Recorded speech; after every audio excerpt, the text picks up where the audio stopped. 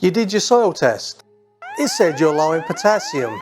What can you do to raise those levels? Well, it's your lucky day, because in this video, I'm going to show you a couple of easy ways that you can add potassium to your lawn. Potassium plays an important role in the life cycle of your lawn. It gives your lawn the strength it needs to fight off stress, drought, and disease. And potassium also helps in better nutrient and water uptake, while also helping synthesize proteins and starches.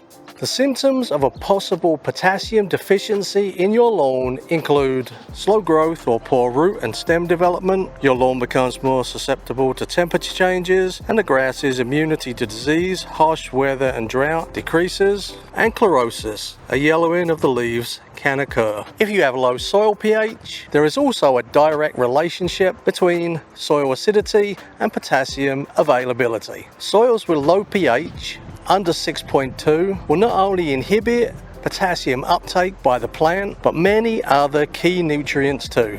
I did do a video earlier on my channel about the importance of pH to your lawn, so once you've watched this video, go check that one out. Potassium for your lawn comes in a couple of forms, and both are used in fertilizers. There's muriate of potash and there's sulfate of potash. So what are the differences between the two? Potassium chloride or muriate of potash is the least expensive of the two, but it has a high salt index and chloride content. Potassium sulfate or sulfate of potash is considered a premium quality potash and contains two key ingredients for your lawn, potassium and sulfur. SOP is not a naturally occurring mineral and must be produced through resource-intensive methods and processes, which makes the SOP fertilizer's price higher because of its superior ability in making plants more resilient without adding extra salt to your soil. But like everything in lawn care, the choice is yours. Use the product that better fits your budget, but just understand the differences between the two forms of potash. And while we're talking about choices, if you're finding the information in this video helpful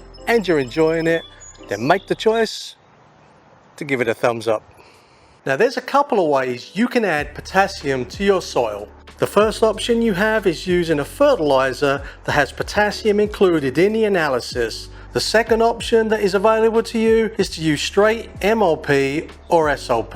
Again, personally, I would use SOP rather than MOP because of the high salt index and the fact that SOP is non-burning. Whichever product you choose, make sure to read the labels and understand the application rates and application frequencies. The soil test that you saw at the beginning of this video is mine from my front lawns this year. And as you saw, I'm very low in potassium, and that's something that I've been actively working on over the last couple of seasons. So today, I'm going to be applying SOP to my front lawns, and I'm going to be applying it at the label rate of 2 pounds per 1,000 square feet, so 6 pounds in total. The spreader setting that is recommended for my Scott's Elite is 3.25, but I like to go a couple of clicks lower, so I have a slower spread rate, which enables me to make a few more passes and get an even coverage over the lawn. Adding potassium to your lawn is as simple as that, and you can add it throughout the growing season as long as the ground isn't frozen. As always, make sure you read the labels for application rates and application frequencies. Make sure to check out these videos before you go, and I'll see you next time on Urban Dad Lawn Care.